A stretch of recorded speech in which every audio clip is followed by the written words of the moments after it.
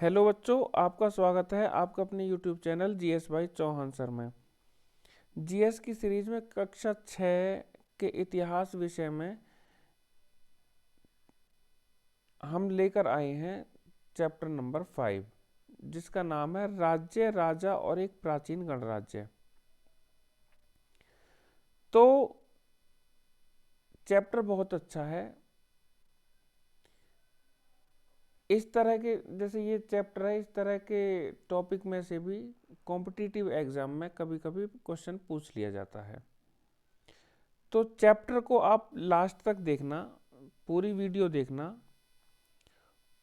और वीडियो पसंद आती है तो मेरे चैनल को सब्सक्राइब करना और वीडियो को लाइक शेयर करना, साथ में बेल आइकन भी प्रेस करना। बेल आइकन मतलब घंटे का जो बटन आप दबाते हो, तो उससे आपको आगे आने वाली सभी वीडियो की नोटिफिकेशन प्राप्त हो जाएगी। तो चलिए अब हम इस चैप्टर को शुरू करते हैं। यह है कुछ लोग शासक कैसे बने। लगभग 50 वर्षों से हम अपने शासकों का चुनाव मतदान के जरिए करते आ रहे हैं।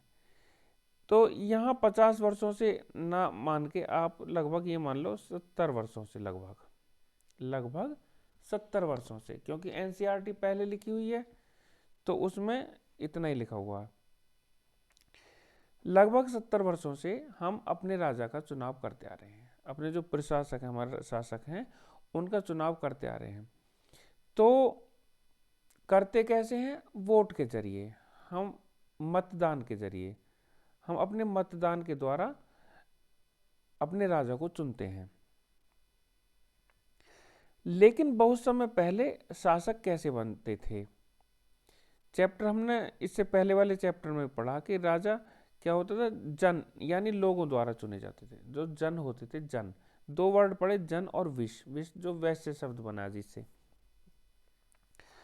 परंतु करीब 3000 साल पहले राजा बनने की इस प्रक्रिया में कुछ परिवर्तन दिखाई दिए। उससे पहले तो जनों के द्वारा जो जन चुनते थे, राजा का चुनाव करते थे, लेकिन उसके बाद लगभग 3000 साल पहले से इस प्रक्रिया में थोड़ा सा बदलाव दिखाई दिया, थोड़ा परिवर्तन दिखाई दिया। कुछ लोग बड़े बड़े यज्ञों को आयोजित कर राजा के रूप में प्रतिष्ठित हो गए।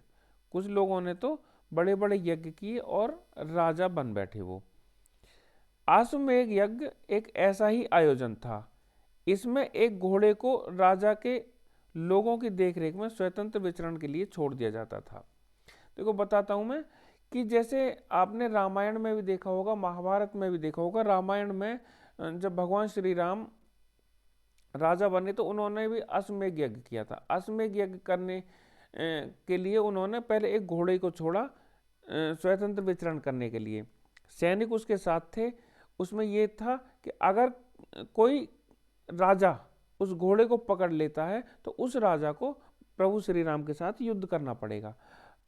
ठीक है, तो अगर कोई नहीं पकड़ता है तो वो फिर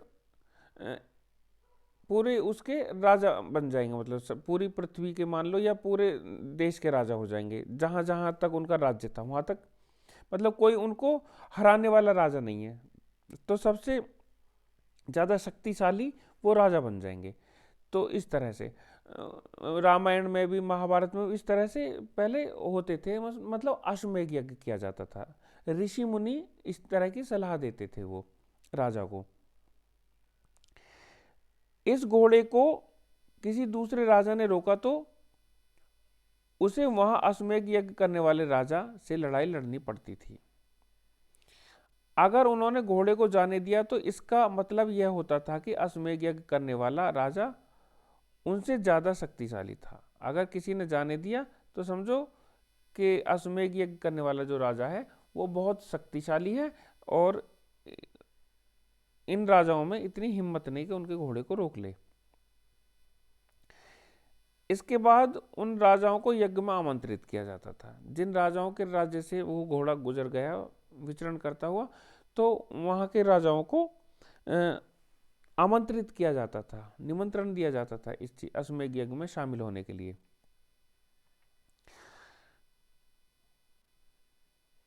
यज्ञ यह यज्ञ विशिष्ट पुरोहितों द्वारा संपन्न किया जाता था। इसके लिए उन्हें उपहारों से सम्मानित किया जाता था, पुरोहितों को।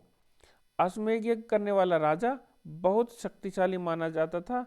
यज्ञ में आमंत्रित सभी राजा उसके लिए उपहार लाते थे, कुछ ना कुछ गिफ्ट लाते थे वो राजा लोग।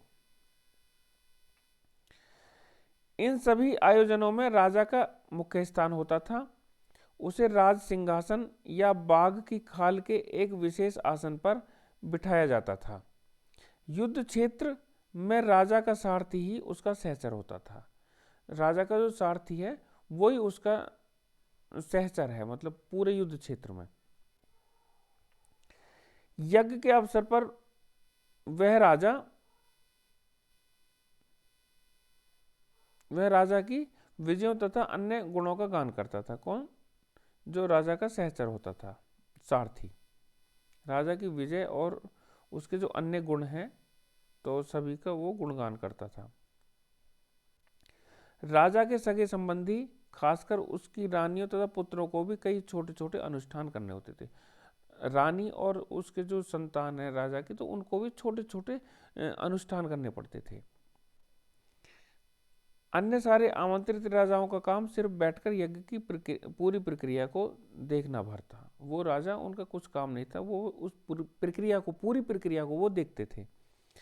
राजा के ऊपर पुरोहित पवित्र जल के छिड़काव के साथ साथ अन्य कई अनुष्ठान करता था। जो पुरोहित होता था वो करता था कई सारे अन्य अनुष्ठान भी। विष अथवा वैश्य, जैसे सामान्य लोग उपहार लाते थे, ये लोग विष या वैश्य ये उपहार लाते थे। जिन्हें पुरोहित शूद्र मानते थे उन्हें कई अनुष्ठानों में शामिल नहीं किया जाता था। उनको शामिल नहीं किया जाता था अनुष्ठानों में। कई सारे अनुष्ठान ऐसे थे जो शूद्र थे उनको नीचे माना जाता था, नीचा माना जाता था कि ये लोग नीचे हैं, इसलिए इनको शामिल नहीं होने दिया जाएगा किसी भी अनुष्ठान में। अब हम देखते हैं वर्ण, जो हमारी वर्ण व्यवस्था थी, कैसे वर्ण व्यवस्था बनी, क्या हुआ। इस समय उत्तर भारत में खासकर गंगा यमुना के क्षेत्र में कई ग्रंथ रचे गए। सबसे पहले किसकी रचना हुई थी? ऋग्वेद की। ऋग्वेद के बाद रचे होने के कारण ये उत्तर वैदिक ग्रंथ कहलाए। ये जो सारे जो उसके बाद जो रचना हुई तो क्या उत्तर वैदिक ग्रंथ कहलाइए। इसके अंतर्गत सामवेद, यजुर्वेद, अथर्ववेद तथा अन्य ग्रंथ शामिल हैं। बाद के ये तीनों वेद, क्योंकि ऋग्वेद की रचना पहले हो चुकी थी, बाद में ये तीनों वेद और भी अन्य ग्रंथ शामिल हैं इसमें। पुरोहितों द्वारा रचित इन ग्रंथों में विभिन्न प्रकार के अनुष्ठान और उनके संपादन की विधियां बताई गई हैं। इनमें सामाजिक नियमों के बारे में भी बताया गया है। तो इसमें जो है पुरोहितों द्वारा इन धर्म ग्रंथों में कई तरह के अनुष्ठान, यज्ञ अनुष्ठान, इनकी विधियां बताई गई हैं और कुछ बहुत सारे सामाजिक नियम हैं उनके बारे में बताया गया इनमें। अब इसके बाद उस समय समाज में कई समूह थे जिनमें पुरोहित, योद्धा, कृषक, पशुपालक, व्यापारी, शिल्पकार, श्रमिक, मछली पकड़ने वाले तथा जंगल में रहने वाले लोग शामिल थे।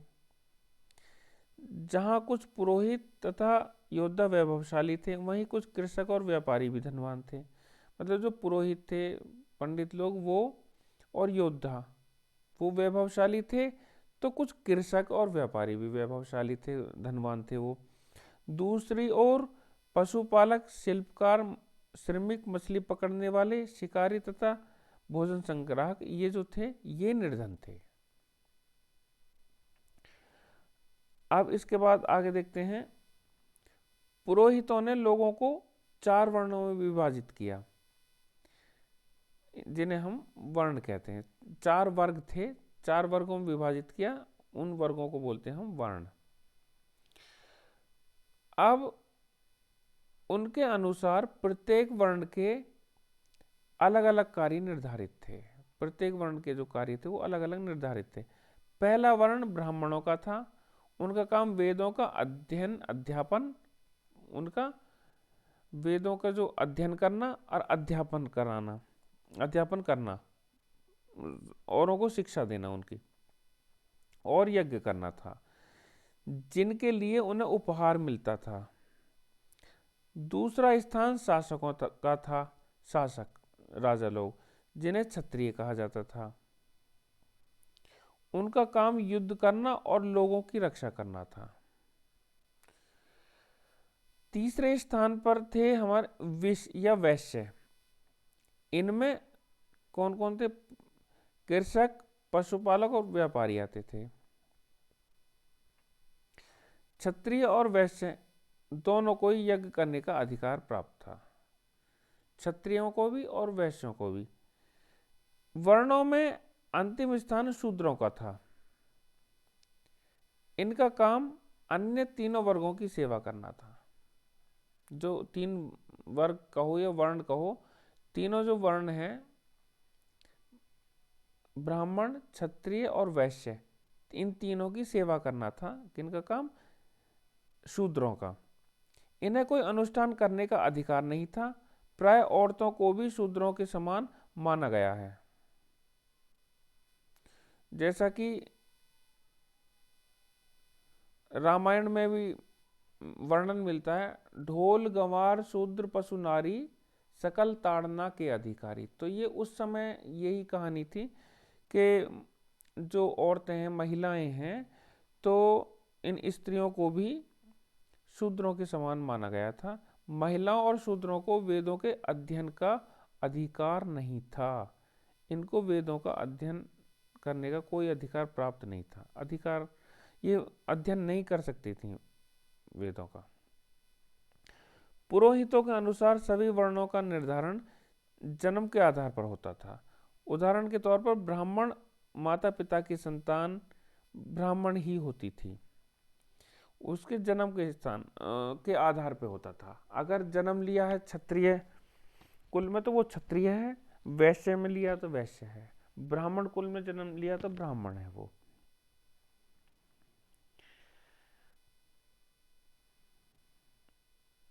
बाद में कुछ लोगों को अछूत माना गया। अछूत वर्गों में कुछ जो अछूत थे उनमें कौन कौन थे? शिल्पकार, शिकारी, भोजन संग्राहक शामिल थे।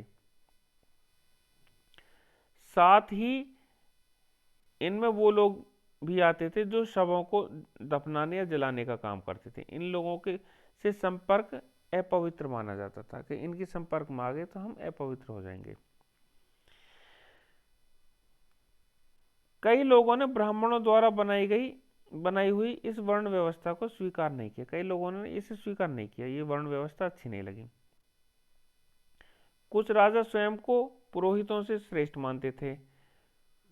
कुछ लोग जन्म के आधार पर वर्ण निर्धारण सही नहीं मानते थे कि जन्म के आधार पर नहीं होना चाहिए, कर्म के आधार पर होना चाहिए। लोग बागों का ये भी मानना था। कुछ लोग ऐसे भी थे, वो कह रहे थे कि ये कर्म के आधार पर होना चाहिए, जन्म के आधार पर नहीं होना चाहिए।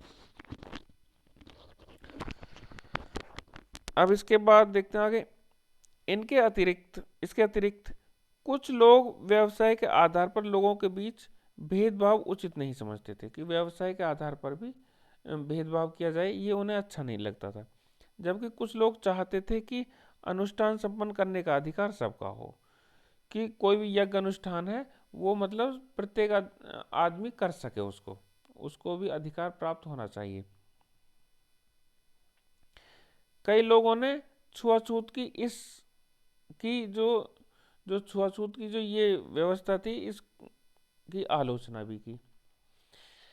इस उपमहाद्वीप के पूर्वोत्तर क्षेत्र जैसे इलाकों में सामाजिक आर्थिक असमानता बहुत कम थी। यहाँ पुरोहितों का प्रभाव बहुत ही सीमित था। अब चलते हैं आगे हम। जनपद। महायज्ञों को करने वाले राजा अब जन के राजा न होकर जनपदों के राजा माने जाने लगे। पहले क्या थे? वो जनों के राजा थे, जन। लेकिन अब वो जनपदों के राजा बन गए। जनपद का शाब्दिक अर्थ जन के बसने की जगह। कुछ महत्वपूर्ण जनपद चित्र में भी दिखाए गए हैं इसी चैप्टर में। देखो, दिखाता हूं मैं आपको जनपद। ये रहे जनपद, बहुत सारे जनपद हैं।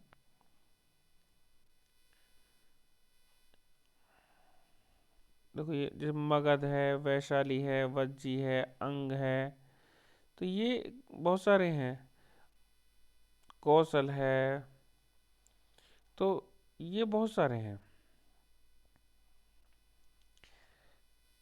अब हम इसमें देखते हैं, पुरातत्वविदों ने इन जनपदों की कई बस्तियों की खुदाई की है। दिल्ली में पुराना किला, जो कि जू के पास है, चिड़ियाघर के पास है। उत्तर प्रदेश में मेरठ के पास हस्तिनापुर और एटा के पास अतरंजी खेड़ा इसमें प्रमुख है। खुदाई से पता चला है कि लोग झोंपड़ियों में रहते थे और मवेशियों तथा अन्य जानवरों को पालते थे। वे चावल, गेहूं, धान, जौ, दालें, गन्ना, तिल और सरसों जैसी फसलें उगाते थे। अब इसमें हमारे इधर दिया है, साइड में एक चित्र दे रखा है। ये है चित्रित धूसर पात्र, मतलब इसको बोलते हैं, इंग्लिश में बोलते हैं पेंटेड ग्रेवेयर। Painted grey ware. तो इस तरह के पात्रों में ज्यादातर थालियां और कटोरियां ही मिली हैं। ये पात्र बहुत ही पतली सतह के, सुंदर और चिकने हैं। शायद इसका प्रयोग खास मौकों पर महत्वपूर्ण लोगों को भोजन परोसने के लिए किया जाता था। तो ये है, जैसे ये है, इस तरह के, मतलब पेंटेड है ये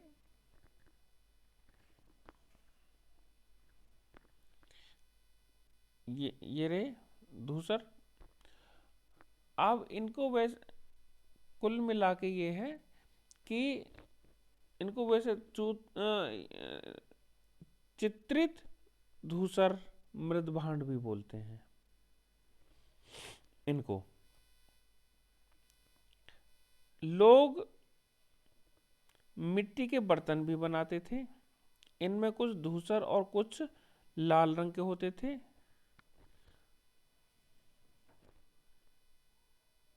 इन पुरास्थलों में कुछ विशेष प्रकार के बर्तन मिले हैं जिन्हें चित्रित धूसर पात्र के रूप में जाना जाता है। जैसा कि इनके नाम से स्पष्ट है कि इन बर्तनों पर चित्रकारी की गई। चित्रित बोला ना, तो इन पर चित्रकारी की गई थी।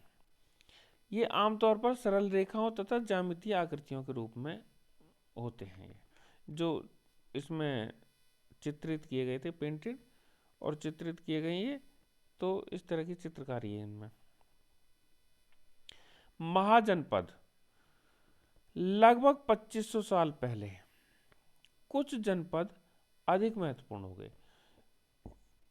2500 साल से भी और पहले वो क्या थे? जो राजा थे वो जनपदों के राजा थे, जनपदों के। अब बाद में जो महाजनपद वर्ड आया, ये कैसे आया? कुछ जनपद ऐसे थे, जनपद एक दो नहीं थे, कई सारे थे जनपद। तो कुछ जनपद ऐसे थे वो ज्यादा ही प्रसिद्ध हो गए और महत्वपूर्ण हो गए, इंपॉर्टेंट हो गए वो, तो इसलिए इनको महाजनपद कहा जाने लगा।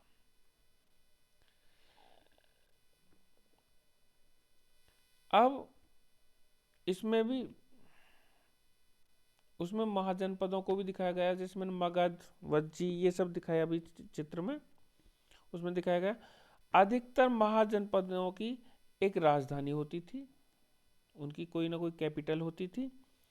कई राजधानियों में किलेबंदी की गई थी, अर्थात इनके चारों ओर लकड़ी, ईंट तथा पत्थर की ऊंची दीवारें बनाई गई थी। ऐसा लगता है कि लोगों ने अन्य राजाओं के आक्रमण से डरकर अपनी सुरक्षा के लिए इन किलों का निर्माण किया। कुछ राजा अपनी राजधानी के चारों ओर विशाल, ऊंची और प्रभावशाली दीवार खड़ी कर अपनी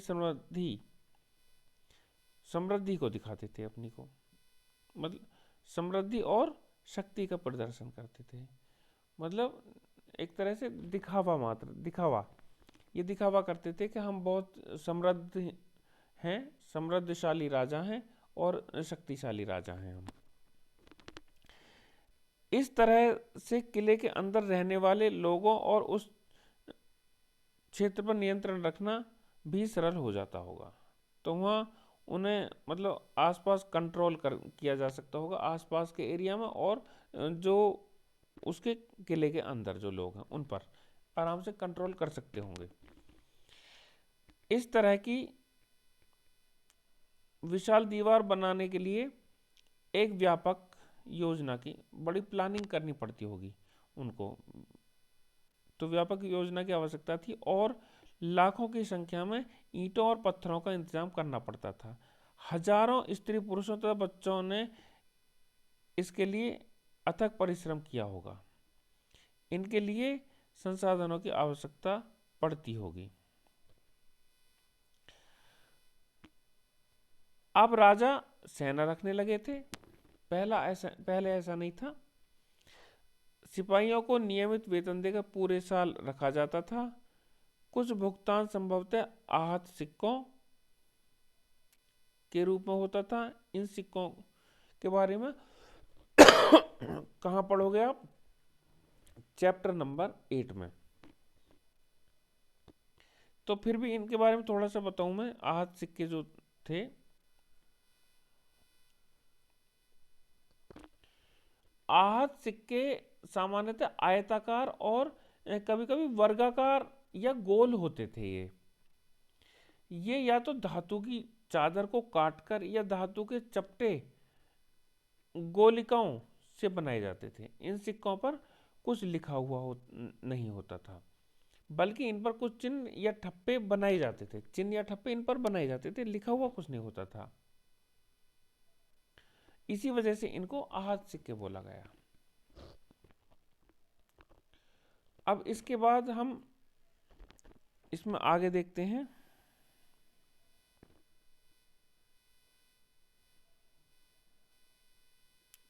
कर, जो टैक्स है, टैक्स किस किस तरह से राजा लोग लेते थे। महाजनपदों के राजा विशाल किले बनवाते थे, बड़े बड़े किले बनवाते थे, बड़ी सेना रखते थे, इसलिए इन्हें प्रचुर संसाधनों की आवश्यकता होती थी। बहुत सारे संसाधनों की इन्हें जरूरत होती थी राजाओं को। इसके लिए उन्हें कर्मचारियों की भी आवश्यकता होती थी, बहुत सारे वर्कर भी चाहिए थे उनको। अतः महाजनपदों के राजा लोगों द्वारा समय समय पर लाए गए उपहारों पर निर्भर न रहकर अब नियमित रूप से कर वसूलने लगे। क्या था कि राजा लोग जो इनके लिए उपहार लाते थे, उन उपहारों से इनका काम नहीं चलता था, इसलिए इन्होंने नियमित रूप से टैक्स लेना ही उचित समझा। तो ये नियमित रूप से कर लेने लगे। अब देखो कर के बारे में देखो। फसलों पर लगाए गए कर सबसे इंपॉर्टेंट थे, क्योंकि अधिकांश लोग कृषक ही थे।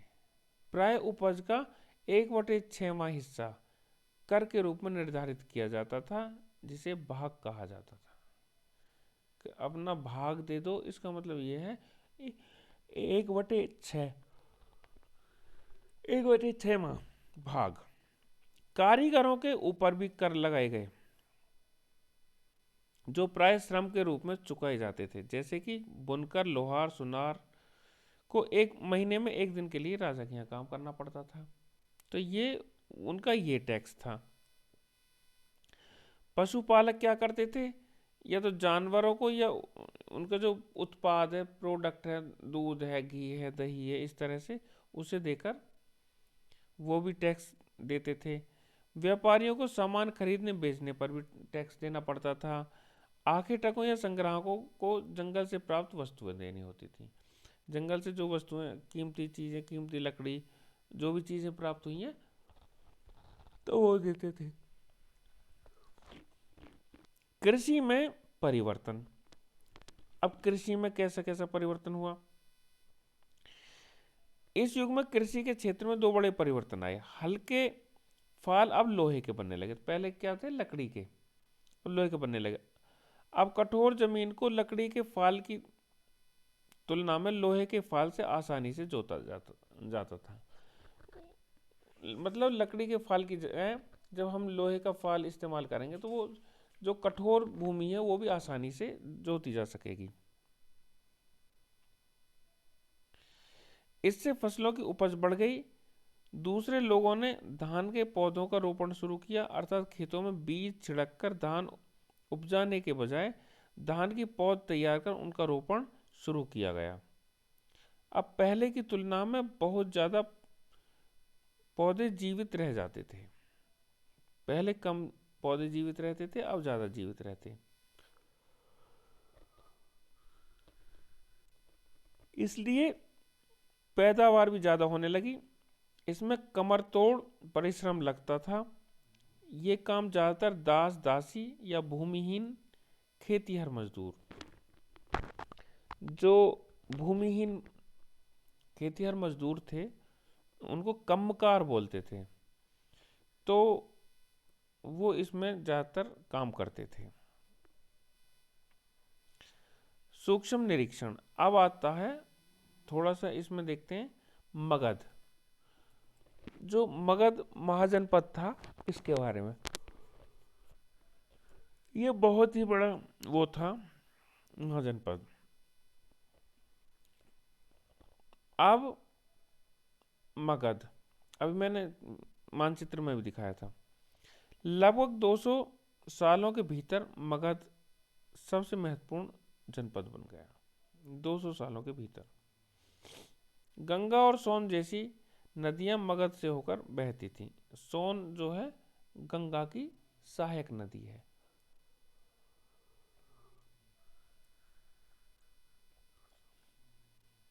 के या अब यातायात और जल वितरण गैस जमीन को उपजाऊ बनाने के लिए बहुत महत्वपूर्ण थी।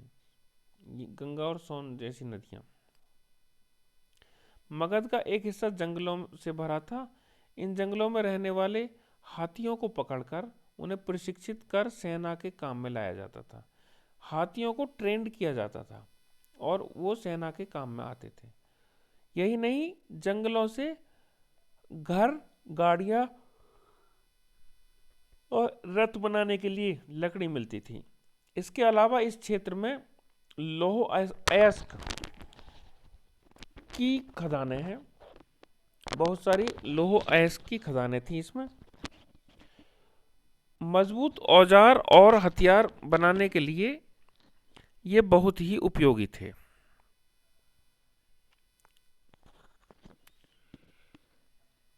मगध में दो बहुत ही शक्तिशाली शासक, बिंबिसार और अजातशत्रु, ये बहुत इंपॉर्टेंट है। अजातशत्रु बोला गया तो इनका जो नाम है असली अजात शत्रु। अन्य जनपदों को जीतने के लिए ये हर संभव साधन अपनाते थे। बिंबिसार अजातशत्रु के बारे में क्वेश्चन कॉम्पिटिटिव एग्जाम में अक्सर पूछ लिया जाता है। इनके बारे में डीपली तो हम आगे पढ़ेंगे, अभी फिलहाल जितना है इतना समझते हैं इसके बारे में। उन्होंने अपने नियंत्रण का क्षेत्र इस उपमहाद्वीप के उत्तर पश्चिमी भाग तक फैला लिया था। इसके उत्तर पश्चिमी भाग तक अपना कंट्रोल कर लिया था इन्होंने। बिहार में राजगृह, जो आधुनिक राजगीर है, ये कई सालों तक मगध की राजधानी बनी रही। बाद में पाटलिपुत्र, जो आज हम जिसको पटना के नाम से जाना जाता है, इसको इसकी राजधानी बनाया गया। किसकी? मगध की। 2300 साल से भी पहले की बात है। मैसिडोनिया का राजा सिकंदर विश्व विजय करना चाहता था। वो ग्रीक प्रशासक था सिकंदर। तो अपने जीवन काल में उसने बहुत ही युद्ध लड़े और बहुत सारे, मतलब पृथ्वी पर भी बहुत सारी जगहों को अपना लिया और वहां का राजा बन बैठा ये। तो ये जो है कोशिश करता था कि ये पूरी पृथ्वी को जीत ले, इसकी कोशिश यही थी। तो इसलिए ये लिखा गया कि ये विश्व विजय प्राप्त करना चाहता था। पूरी तरह सफल न होने पर भी वह मिस्र और पश्चिमी एशिया के कुछ राज्यों को जीतता हुआ भारतीय उपमहाद्वीप में व्यास नदी के किनारे पहुंच गया। व्यास नदी जो है वो सिंधु नदी की सहायक नदी है। जब उसने मगध की ओर कूच करना चाहा तो उसके सिपाहियों ने इनकार कर दिया। सिपाही अनभिज्ञ नहीं थे, सिपाही जानते थे कि भारतीयों के पास बहुत कुछ है।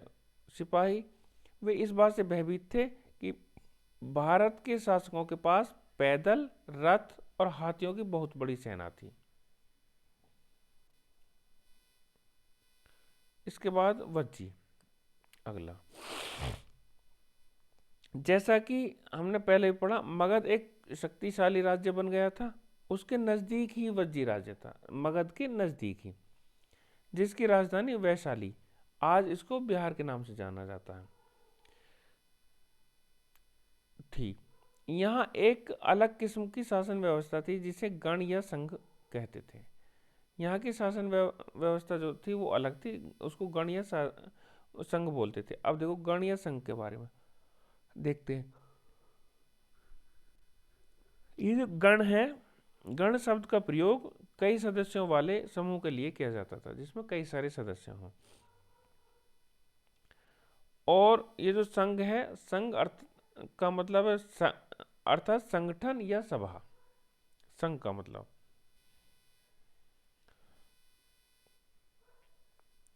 गण या संघ में कई शासक होते थे। कभी कभी लोग एक साथ शासन करते थे, जिसमें से प्रत्येक व्यक्ति राजा कहलाता था। कई लोग साथ साथ शासन कर रहे हैं मिलजुल कर, तो प्रत्येक व्यक्ति राजा कहलाता था। ये सभी राजा विभिन्न अनुष्ठानों को एक साथ संपन्न करते थे। सभाओं में बैठकर ये बातचीत, बहस और वाद विवाद के जरिए तय करते थे कि क्या करना है और किस तरह करना है। शत्रुओं के आक्रमण से निपटने के लिए वे मिलकर चर्चाएं करते थे। स्त्रियां, दास तथा कमकार इन सभाओं में हिस्सा नहीं ले सकते थे। ये लोग इनमें हिस्सा नहीं लेते थे। बुद्ध तथा महावीर, उनके बारे में भी हम आगे पढ़ेंगे। तो दोनों ही गण या संघ से संबंधित थे। बौद्ध साहित्य में संघ के जीवन का बहुत ही सजीव वर्णन मिलता है। ये आगे हम पढ़ेंगे। तो आज का ये चैप्टर यहीं ख़त्म होता है। तो वीडियो अगर आपको पसंद आई हो तो आप मेरे चैनल को सब्सक्राइब कर लेना, वीडियो को लाइक और शेयर करना। धन्यवाद।